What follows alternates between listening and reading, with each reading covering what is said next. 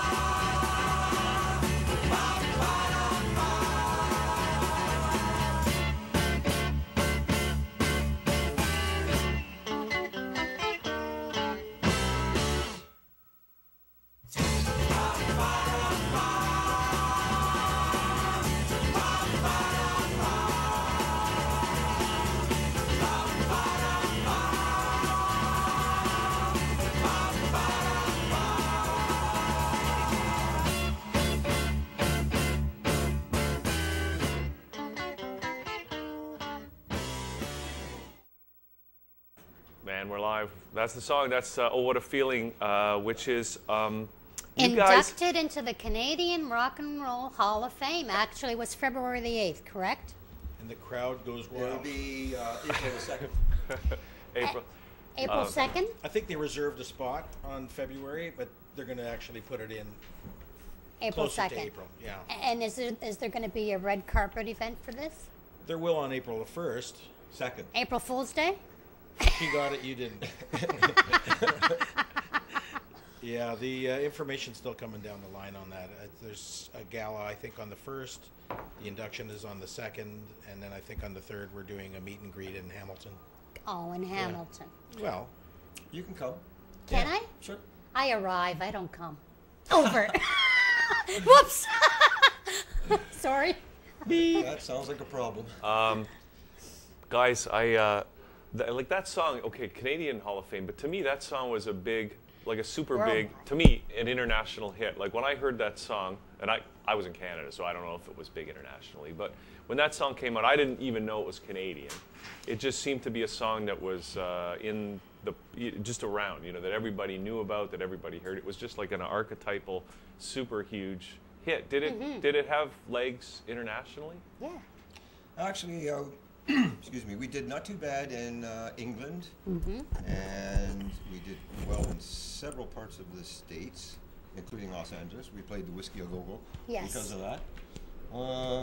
England, we did a lot of shows in England, had some great times with some great people opening up for us, including the Average White Band, which was totally embarrassing because we should have been opening for them. yeah, they were quite good. Yeah. There, as I recall, there was a situation with the band where, interesting, Hugh mentioned international. We within the band felt that it was a good tune. We always enjoyed playing it everywhere we went. But I do recall that at one point there was a release for the United States was revving up. It was revving up, and then we got news through management at the time that the U.S. Senate had passed a no drug connotation lyric bill. Yes. So after we looked that up and figured out what that was, we realized that what that really meant was we would not be able to release, or they would not release "Oh What a Feeling" because it said "Oh What a Feeling, What a rush." Yeah. Now, we argued the point very strongly and said we're Canadians. It's a hockey term. What a feeling takes a rush down. We tried everything. Yeah. And they said, you know what? Yeah. Rewrite it, boys, and then we'll release it. And you know what? It really took a lot of wind out of our sails. Rewrite it. Yeah, you can't rewrite that. That's what the song It was is, just like asking Jim Morrison to when he did Light My Fire. Yeah, or Van Gogh. Could you repaint that? Yeah. Yeah. You know, just take some off. And all the of crazy course, stuff. there was no drug connotation because that song, everybody was feeling good that year. No. It was an amazing time. Trudeau had just come into power. Everybody was feeling good. It was a really, Canada was moving. Canada was shaking. Yeah. Everybody was on drugs. And everybody was feeling us. good, And you were all feeling except the Midwesterners and the Bible Belt in the U.S., right? Well, Wait. I gotta say something though, because I was a kid, and I remember the song. And Hugh, when you say kid, what's kid? 12, 13? well, okay, what year did that come out? 70. 70. Yeah. Okay, so I was like 10, 11. That's a kid. 12. Yeah. And to me, it was for sure a drug song. No? Like, I assumed it was a drug song Yeah. and I was 10 years old. Because you were hanging around with your older brother. No, actually, I didn't have an older brother. So I was the eldest. But the thing was, those were really, they were heady times. And the drug thing, the Beatles had come through, right? Yeah. Had basically changed the world. They grew their hair long, and they took drugs, and everybody else followed. And they had a 4-piece band where you guys had 6. Yeah. And of course, big bands weren't around then, and it was a whole new thing. That's true. Now, you guys changed the name. You started it out, and you played with King Biscuit Boy. And then you opened... No, you didn't open. You were the backup band for Ronnie Hawkins.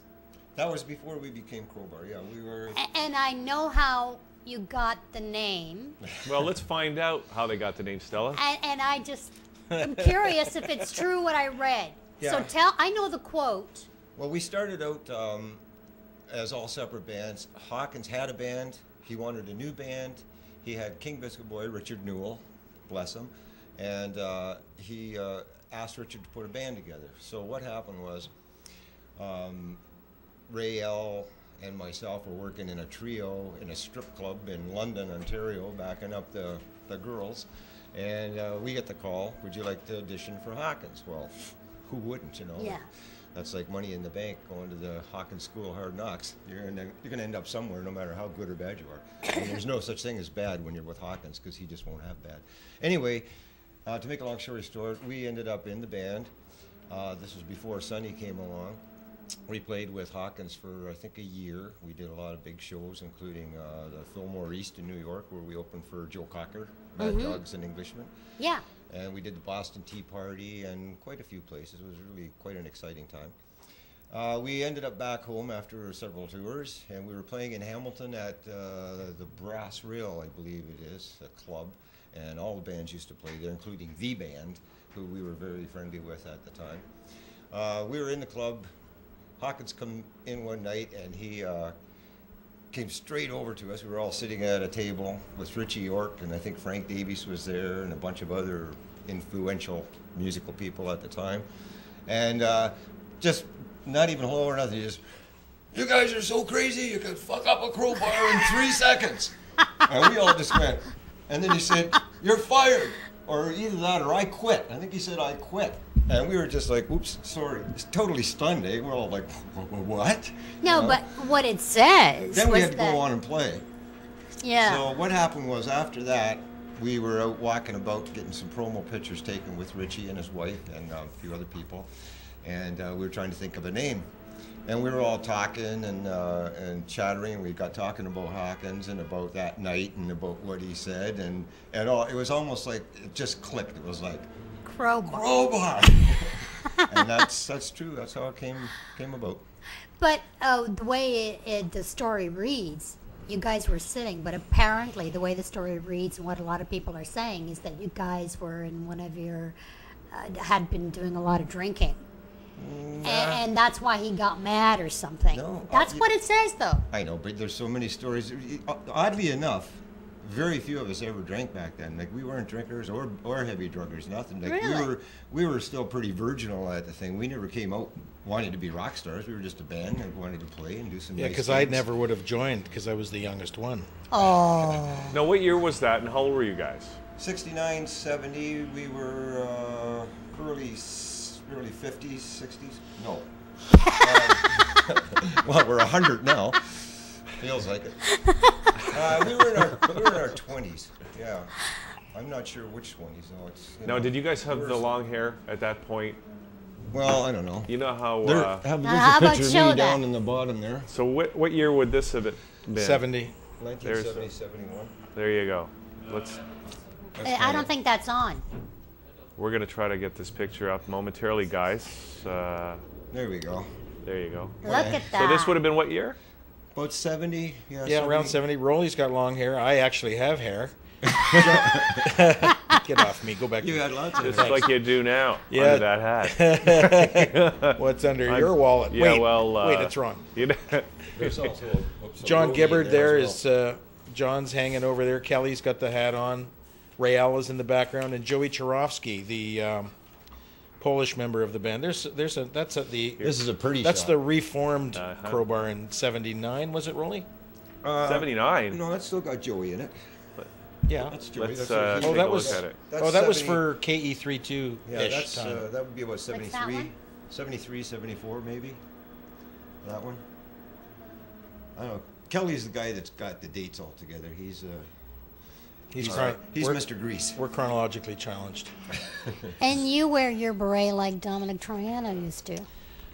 Yeah, Dominic, good old Dominic. God bless him. Yeah, I think it's an Italian thing.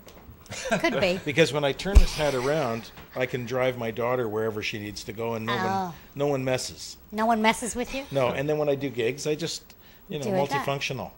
You do the cool. Now, did you guys, were you in the scene in Yorkville at the time, in those days? Not really. That was before Crowbar. Yeah. Yorkville Yeah. I was involved a bit in the Yorkville scene back in the early 60s, maybe 1963, when I was in a band called the Ascots. Yes. And then you changed it to the Royal Ascots, correct? No, what did we change it Five to? Ascots? The Ascot Review. That's when we had a couple of girls, and we had a 7-piece band or something, and we were doing, suits and all that stuff. Disgusting. So anyway, that was 63 you were playing in a about band? 63, yeah. And that was, and the time leading up to that, we spent a lot of time in and around Yorkville with a lot of the guys that were just forming the Minor Birds. I can't even think of all the people. Neil Young. Great shot. We were all like friends, but nobody was famous at that time. Everybody was just struggling musicians, bumping into one another with their guitars and hoping to get a gig that night to buy their dinner the next day. Yeah, we did a little Yorkville. And I got my start in Yorkville. Did you really? Yeah. Now, did you play at the Lighthouse that they had there? No, you know what? I got involved in the rhythm and blues aspect of things. Everybody else was kind of flower childing and Neil Young and the Riverboat and everything. But I was with some guys that we all thought we were black. Well, we listened to Bobby Blue Bland, Ray Charles, and we played the Avenue Road Club. Right. Which was really a hip club. And downstairs was called the Devil's Den. That was with Frank Shepherd and the Good Shepherds. That, if I'm not too close to this, you really, if you want to, you can, but you have to see a picture of this, because that's where I got my start. And I used to actually, I don't want to say anything too bad here, but I used to watch Rolly with the Ascots, because my parents worked at a hotel called the Concord Tavern, just quickly, and my mom was a camera girl, and she got all kinds of pictures. And Rolly used to come in there with the Ascots, and I used to be in the check room hanging up coats, and I used to watch them. So I got exposed to Ronnie Hawkins, as I was saying to earlier, that Levon Helm was my first drum teacher, because he was there with Ronnie Hawkins. Yeah, it's there. There's a picture of you on his knee. Yeah, 9 years old. Yeah, I used to. Here we go, right there. Yeah, I don't want to grab the whole scene here, but I used to Levon Helm the third. I used to polish his drums Saturday afternoons, and he'd say, well, and he'd show me how to hold the sticks, and then he'd twirl his sticks, and he'd say, now son, he says that won't make you play no better. He says, but you'll get lots of girls. And he was actually a friend of the family's, because they were up to the house all the time, and it was a very interesting exposure for me to start. That's where the inspiration came from. Seeing guys like Rolly. I remember seeing Rolly on stage when I was in the check room. I'm a few years younger than him. Oh, sorry. Ta-da! No, I meant Minnie. Just kidding. You used to be. I used to be. I caught up to him, but that was my inspiration, and and it was a thrill when I was playing in Hamilton. But we did a lot of work around Yorkville, and then went on our ways and down to the States with that band, and then ended up in Hamilton playing with Grant Smith and the Power. And these guys came in, long-haired weird freaks, and I'm going, we played Vegas. I had my 21st birthday in Vegas, right? And I'm just having a ball. Way to go. And they said, you want to come and join our band? We're doing recordings. And I went, oh, well, that sounds like fun. And my God, what a ball from there on. Now, you also played where I think a lot of bands played, at the Royal Hotel in Guelph. Yes, owned by Harry Markowitz. Yes, and we had this conversation on the phone a week and a half ago, and the way you do it, it was so... Well, Harry... It was bang on Harry Markowitz. Yeah, well, Harry was... he was one of the most unique Jewish people. See, I was raised in North York, which is referred to as the Borscht Belt. All my friends... I was probably one of the only kids in my area that went to shul on Saturday, and I was an altar boy, so I served Mass on Sunday. So I got to go to a synagogue, because all my friends were Jewish, and I grew up with the Markowitz. Lots of wine then, huh? Well, they had that Mogan David stuff. It was really sweet, And we were, my family didn't drink, but the Harry story, if you want to hear it again, please. It's kind of funny. The choo-choo, was it the choo-choo stop? Well, they called it the chooch, but they referred to it. No, the Royal Hotel's gone. Great old that was hotel. a place where everybody went. It's the new hotel now. Yeah, I live in Guelph, by the way. Yeah, I know. He's a Guelphonian. But we ended up going there to play with Grant Smith and the Power. Grant was from London, Ontario. Really, good-looking guy like Hugh. Danced like really, really good dancer. And he was a real draw. We did very, very well in Southern Ontario. And anyways, the inside story is that Harry went away on holidays. Not often would he go. And it was, Sid, I'm going away for a couple of weeks. I don't want you to run the business. I want you to book the bands that we're not going to have no trouble with already. And don't screw up. Away goes Harry. Sid calls, Sonny, you think the Grant Smith and the boys can come in? So Brian Ayers, who was kind of managing the band at the time and played bass, anyways, it worked. We went in there. We played the first weekend, and we played the second weekend in a row there. They held us over because we did so well. Yeah. And I happened to be in his office when Harry came back to work, and Sid was sitting there, and Harry came in freaking out with like Jewish horror on 10, like, what, I told you not to put the band in here, the long hairs, we're gonna ruin the business. And as Harry's talking, Sid leans over and grabs the ticker tape, and he goes, Dad, have a look at the numbers. And like before our very eyes, he just kind of went, oi. He said, oi, are these right? And Harry was, besides being a relative, or not a relative, but a neighbor. Yeah. At that point, it was, he'd be up on stage Saturday nights with bottles of champagne for the band. So we kind of broke that club into some lunches, Yeah. But a great guy. Unfortunately, he went away on us, but a real nice man. Yeah, many years ago he did. And I, by the way, I still keep in touch with Sid. Really? Yes, I Well, say I hi do. for me, because I will. He sells condos now and that sort of thing. I'll mention you know. were here on the show. Well, he is a mensch. Minch. And now before Sonny came on board, you moved to Vegas for a while because you were wondering what to do with the band and changing bands. And you opened for Jaja Gabor. Well, That's what it says about she you. opened for And us. Liberace. What did she open for you? Liberace, actually, that was the Ascots. We went down, do you notice how fast I got off that? We went down okay, I'll make this really quick. We were working around here, okay, Hamilton, Toronto, that. We were being managed by Harold Cutlets. This was the Harold five Ascot. Cutlets? Harold Cutlets. He was a biggie back then. He managed everybody pretty much.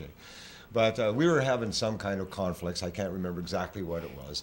But somehow or other, we got a contact from the Peppermint Tree in San Francisco. And I'm not sure how we got that. I can't remember exactly. And believe me, there was no drugs or alcohol back then. We were still kids. But we ended up in San Francisco at the Peppermint Tree. And it was the Peppermint Lounge, became the Peppermint Tree. It was right on the hill, the strip, the whole bit there. And some people came in, saw us at the Peppermint Tree. Excuse me. Thought that we were really good and asked us if we'd like to do some recording and this and that. And we were like, sure, whatever, Meanwhile, some big wheel from Columbia Records. We ended up in Las Vegas doing a stint there because these people had a room about as big as this that were booking us, and they brought in all these people from Vegas and all over the place, and we had to perform live at like 11 o'clock in the morning or something for all these people, full dressed up, and then they decided whether or not they wanted us or not, right? Well, fortunately they did, so we ended up in Vegas, and we became like instant stars in Vegas because there had never been a long-haired band in Las Vegas. They absolutely would not allow long hair, period, on any of their stages. Sure. Well, our hair wasn't, it was nowhere near as long as mine is now, and it's short, but they thought it was still long. But we had nice suits and everything else on. We were really, really good, So they booked us. So we played Las Vegas. The word got out that there's these famous Canadian guys, or they thought we were the Rolling Stones or the Beatles. They weren't sure who we were. Anyways, we got invited to all these clubs. All these big names were inviting us to their club. Louis Prima, Keely Smith. It was Belle Barth, who was a very famous filthy female comedian back then. She was doing a gig and invited us over, right? Right. So myself and the lead singer at the time, Lyle, R.I.P., we went over to see him. Well, we get to the door. We saw our stage suits on. We get ushered in by these two big goons. They take us right up to the very front of the stage. Who do they sit us with but Liberace, Jaja Gabor, and the table is just all of these super famous stars. Well, they were just drooling over us. And like, we're going, eh? we're little kids from Canada. What's going on here? And like Zsa Zsa Gabor's kissing me, and like they're, and next thing you know, Belle Barsk got us up on stage, right? And right away, she's got me. She grabs my head, pulls her top down, and she's like this, and she's going, "What do you think of that, kid?" And she's wiggling around, and it got so crazy and raunchy, man. It was just the funnest thing. But that's the story about Zsa Zsa and Liberace. We never opened for them. We kind of like. Well, you see, you gotta tell these people who write this stuff about you that they gotta get their facts straight. Now, when did you hook up with Bobby Curtola? Is that even true? Yeah, well, yeah, we played with Bobby for Kelly J, myself, and Ray L, which were the nucleus of Crowbar in the beginning. Bobby, well, actually, it wasn't Bobby; it was his mistress. I was going to say mistress, manager Maria. That's another story.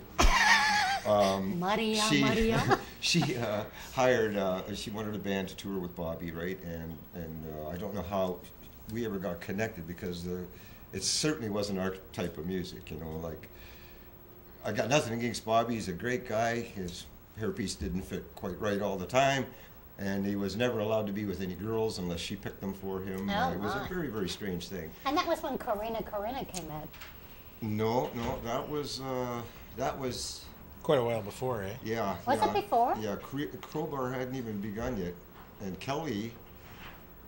I can't even remember what happened to Kelly. He went some way, and Ray L and I stayed together and went another way, and we all got back together at that King Biscuit Boy thing with Ronnie Hawkins. But yeah, there was a lot of history prior to Crowbar. A lot of it, crazy stuff. Yeah, and I would imagine through the years, you know, members change of the band. And Which band? Crowbar stayed Same band. pretty much the same for. Really? Yeah. You're lucky. Well, We you know were. what? It was. I think that there was a real good bond there because the band lived together for a while. We wrote together. We created together. We didn't sleep together, but that was about all we didn't do together. We shared a lot of sleepers. Like I said, we didn't sleep together. But So Joey indirectly we did. Joey Charovsky was the last one to come in. Joey and I worked together with Grant Smith and the Power, and when the guys asked me to join the band, it wasn't that long after that Joey came in, and he was really a very fine musician in the band. He was kind of like the Garth of the Crowbar because he had the most teaching. Mm-hmm. He was very well schooled. Most talent too. Well, Brilliant. I don't know. He's a good. You always great said you songwriter. had the most talent, but I think Joey did. Yeah, but we're not talking about music. Oh, yeah, right. Okay. Well, which way? Yeah. What kind of talent are you talking about? Where's What Kelly? kind of talent?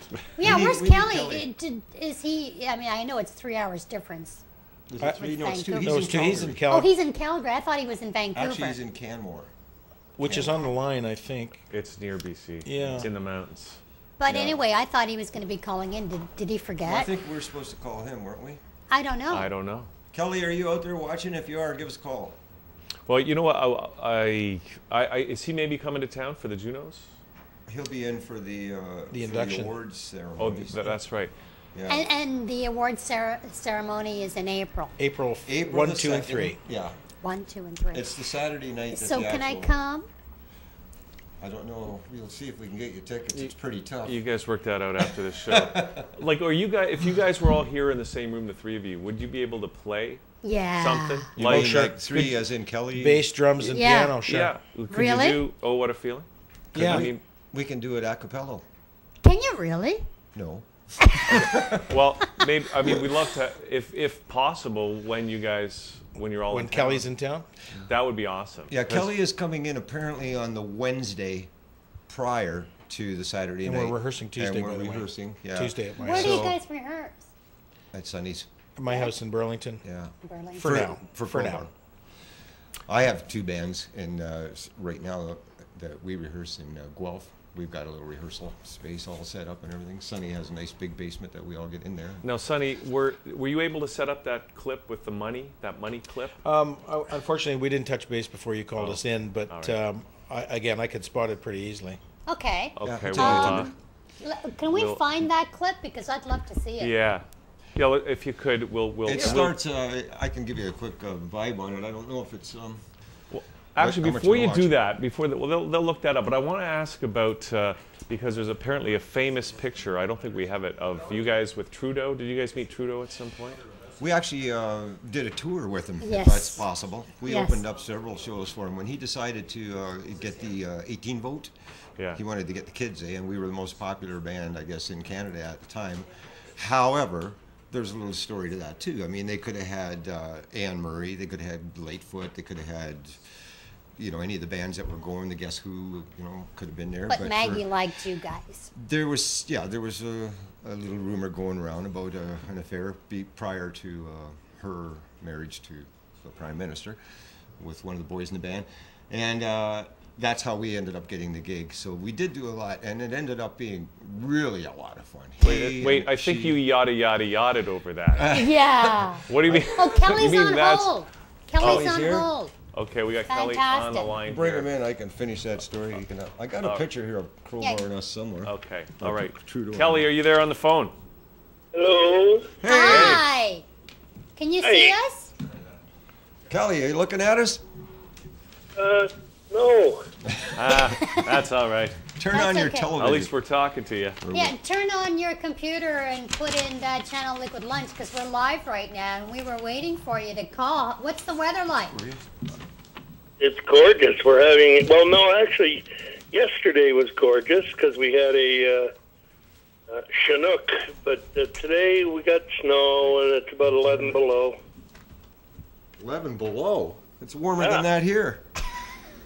Yeah. Wow. You should come here. Yeah, Hey, so Rolly, is that you? Yeah, man, that's me. How you Buddy? doing? And Sonny? Sonny is just putting together a YouTube thing of us stuffing the money there when we did the farm, that rockumentary we did. Yeah. It's on YouTube. And right now we're just in the middle of telling the story of how you guys worked with Pierre Trudeau during. and it was at Maple Leaf Gardens and it was the youth rally. That's We- what Oh, it was really? for. Kelly, That go was ahead. fun. Go ahead, Tell us Kelly. about that. That was fun. He was a terrific guy. Yeah. I think the thing that I remembered most about Pierre Trudeau is that when he talked to you, he looked right at you. He had direct contact with, and I think he genuinely understood how how much trouble we were having as a band to make it around the country. Do you think I that think he really was sincere about whatever. It really hurts me to live out here and hear people badmouth him and all over this shooting these guys the fingers when they were banging on the railway car and scaring the kids. But hey, look at Justin. He turned out all right. Yes, he did. Maybe we'll get him for a prime minister someday. He's a little young yet, but he does have his father's eloquence when he speaks as well, I think. And he certainly has the charm. So maybe Well, I haven't been introduced. Oh, that's Stella, Kelly. Miss Stella Hunt. Is this Stella by Starlight? By moonlight, darling. I'm Stella better by moonlight. Oh, okay. Kelly, you'd absolutely love her. She's a sweetie. Yeah, Kelly. Don't tell her I said that. Rolly, We'd. Rolly. What are we gonna do with you? What have you always done with me? Stella, do you have that cold pail of water? Do I what? I didn't Have hear that that. cold pail of water you can dump over Rolly? Oh, no. If anything, I'd get him another cup of coffee. He's a sweetheart, too, and I'm so glad you guys So are how doing about this what a feeling thing, eh? Well, Hey, Ham! We did it in the beginning of the show, and Sonny was just getting that YouTube clip, but you can... we're gonna watch that, but we didn't really find talk it. about the song and the whole process of how that song came And together. apparently you know it. You know the whole thing, Kelly. Well, Stella, you know that the song basically was it's in the key of Bo Diddley, and as our T-shirts say now, one concert, one song, one chord. I think it's pretty brave of them to induct a song that is inherently simple as that song is, but when you think about it. It was banned by Richard Nixon in the States for drug lyrics, when, frankly, you know, drugs in those days were $15 for a bag of an ounce of pot. Who cares? You know, it wasn't about we of course we dabbled, but that's not the point. The point was the song was written in 1969 when man walked on the moon. Right. Woodstock, the end of the Vietnam War. It was an amazing time. It was a time to celebrate, and I think that's what the band, when we put it all together. And that's what they were saying, is that, and that's what I was saying too, Kelly, was that it was a wonderful time to be alive, and everybody was exuberant and effervescent, and Canada was hopping. There was so much going on. And it was a wonderful song, and that was the simplicity of that song. Yeah, you know, we go out now for a tease, or we used to. I mean, occasionally we've done this. We've gone out and we opened the whole set with the guitar intros of "Oh What a Feeling," and kids just go bonkers when, you know, they think you're gonna open the whole set with it, and then we go into something else. It's got a clarion. It's like an anthem, a song that people really relate to, and of course, Rolly's, you know, we're gonna rock you, make you come alive. That's the opening line. And my favorite line in the whole song, that's just a preview of the things you're gonna get. Yeah. And you guys had that rap part in the song where you were counting down and you were saying that stuff. Wow, that's the rhythm. It's still strange yet. Kelly, didn't you do that sitting in the toilet at the studio? Yes, I did. Sitting on the toilet. And the... One is for the poopy, the life we are going to live, or whatever. That's the kids' version. You know, Stella, my daughter Tiffany, used to, one of the secret passwords for the band was "Boys Go Ba Ba Da Ba," because when she was like 3 and 4 years old, she used to see us. The limousines would be ready to go, and we'd be going out to a gig, and she'd say, "Boys go ba ba da ba." So that's lived on. I've noticed that the boys still refer to Tiffany in loving terms. We miss her big time. Oh, I miss her like crazy. Yeah, but my daughter Bella, that's hot on her tails right now. She's 18. Yeah, she's pretty well. By the way, the wonderful people there have brought my children out too. So my kids are going to experience Crowbar. They were there for a couple of other Crowbar deals, but I want them to experience the family of Crowbar. Yeah, because in essence, it really still is a family. You guys are, know each other all these years. You've known each other about each other's lives, what's going on. You keep in touch, and that's wonderful. You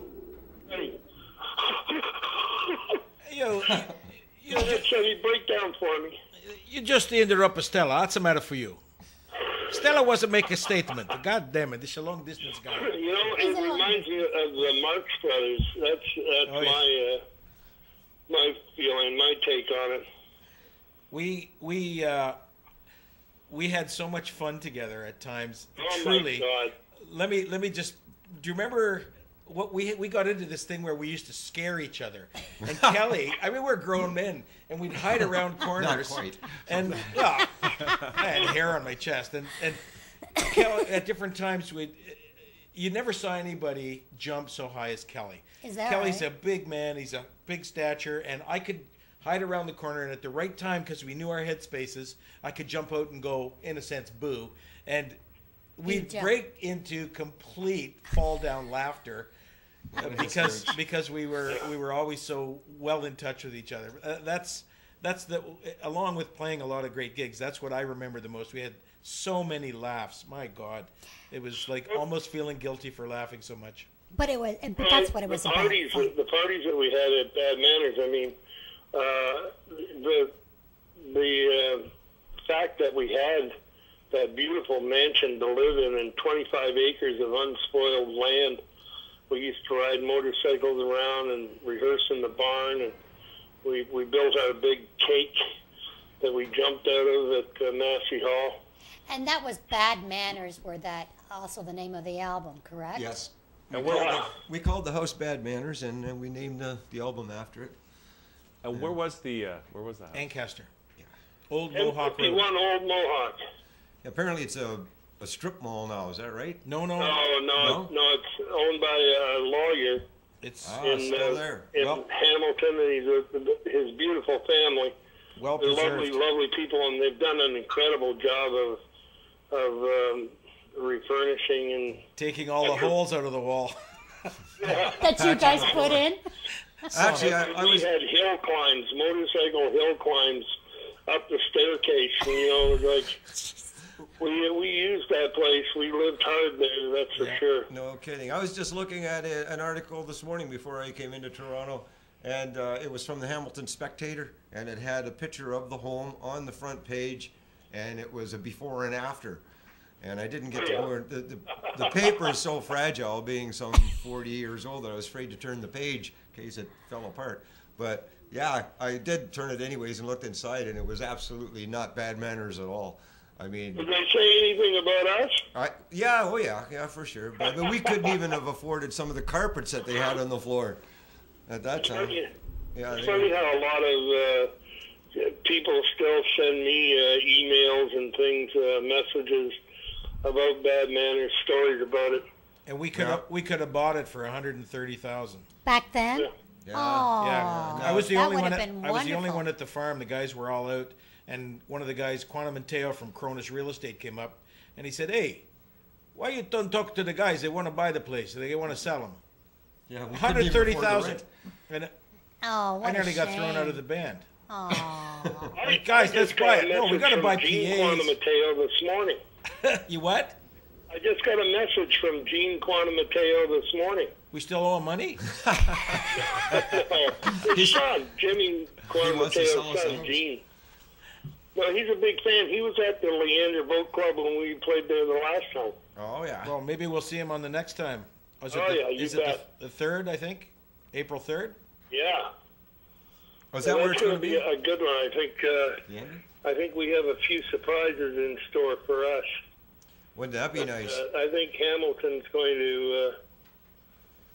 Gonna get the key I to the don't know, city? they're going to recognize, you know, all the fun that we had in those days. I mean, my God.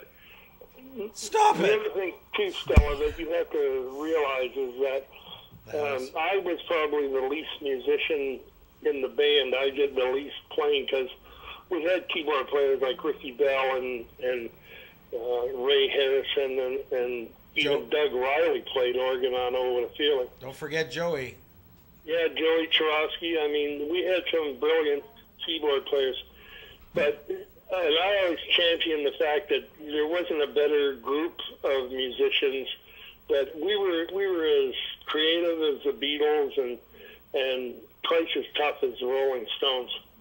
Oh, yeah. And the band would just had a laser beam that it used, and we knew when we went out to play at concerts that we were there to win. We were like Muhammad Ali.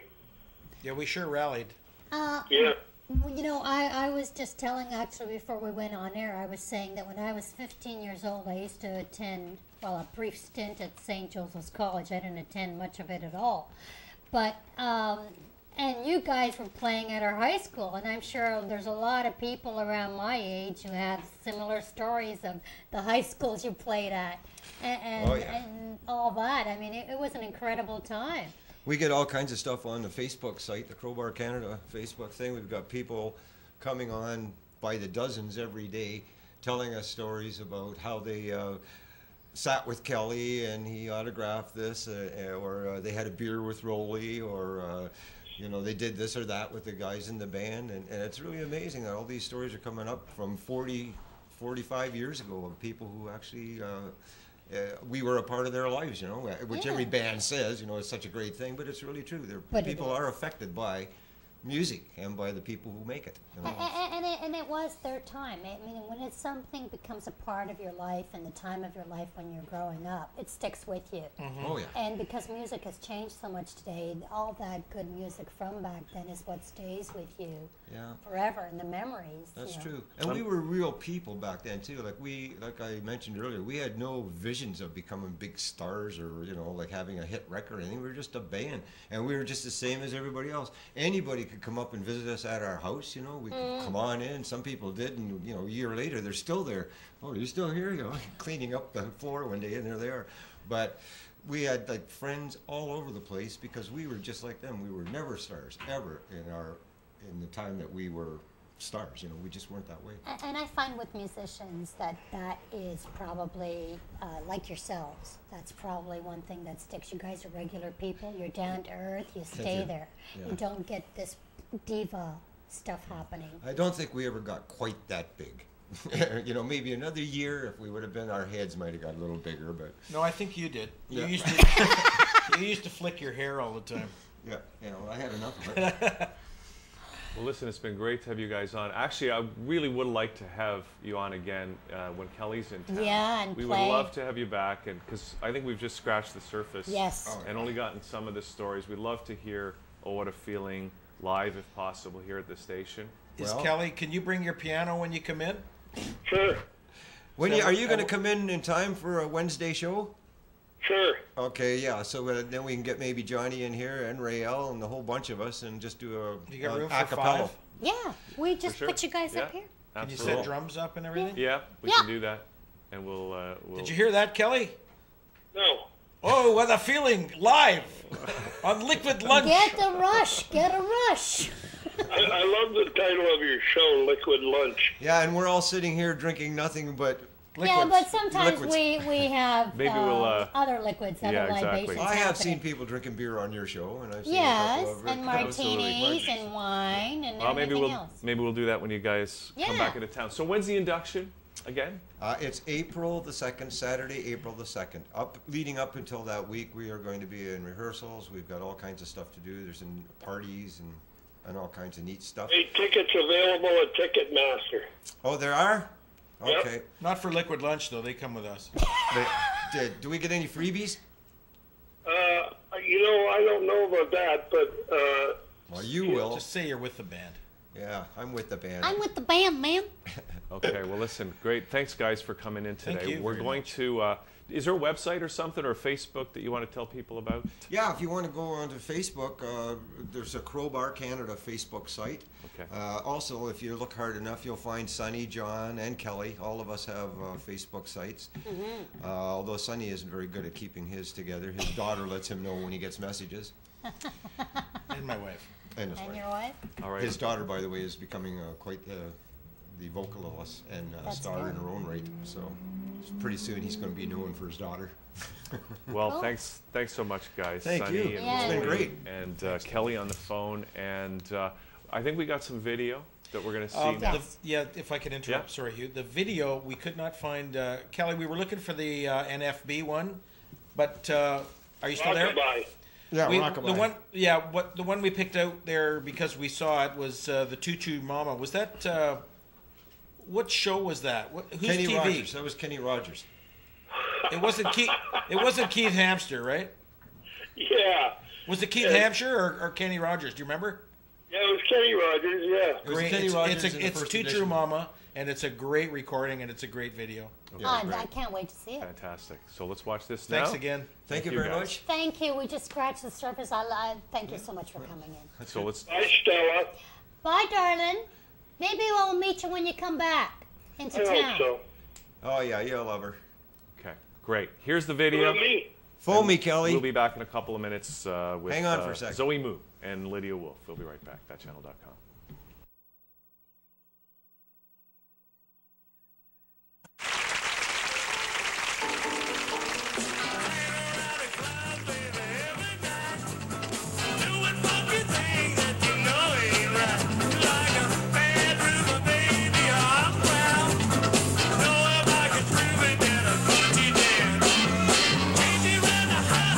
Satisfied.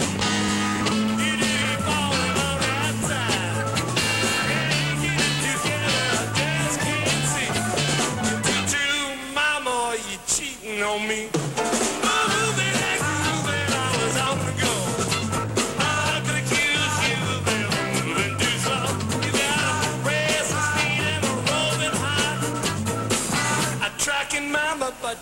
ain't too smart. Around the house, you're the best little woman I know. The folks in the discotheques are getting your whole show.